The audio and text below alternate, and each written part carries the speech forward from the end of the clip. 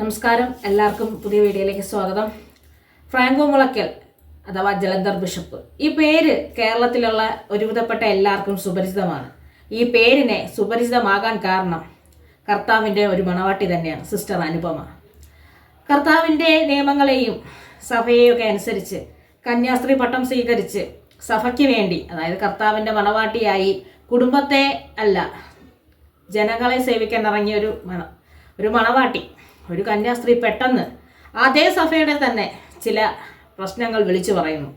ആ സഭയും സഭയുടെ നിയമങ്ങളും സഭയ്ക്ക് അനുകൂലമാകാത്ത ചില കാര്യങ്ങൾ അവിടെ പ്രവർത്തിക്കുന്നുണ്ടെന്നുള്ള വിവരം അറിയിച്ചു.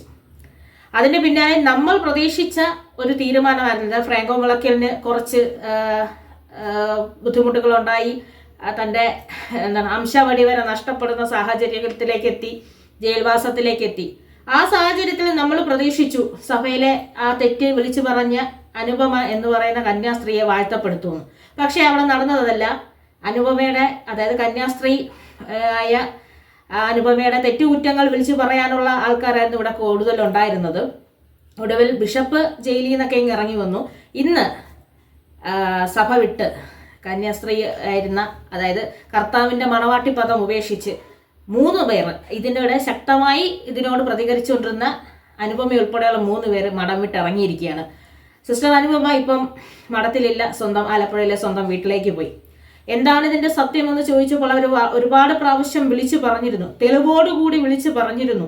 ഞങ്ങളുടെ സഭയിൽ ഞങ്ങൾ അനുഭവിച്ചു കൊണ്ടിരിക്കുന്ന കഷ്ടപ്പാടുകൾ, മുതിർന്ന സിസ്റ്റർമാരിൽ നിന്ന് താഴ്ന്ന സിസ്റ്റർമാരിൽ നിന്ന് അനുഭവിക്കേണ്ടി വരുന്ന ബുദ്ധിമുട്ടുകൾ, സഭയുടെ നിയമങ്ങൾക്കെതിരായി സാമ്പത്തിക നേട്ടത്തിന് ചെയ്യുന്ന കുറേ കാര്യങ്ങൾ, ബിഷപ്പിൻ്റെ ഭാഗത്തു നിന്ന് അനുഭവിക്കേണ്ടി വന്ന കഷ്ടതകളെക്കുറിച്ചൊക്കെ വിളിച്ചു പറഞ്ഞെങ്കിലും അതൊന്നും കേൾക്കാൻ ഇവിടെ ചെവികളുണ്ടായില്ല. ഒടുവിൽ മത്സരിച്ച് തോറ്റു.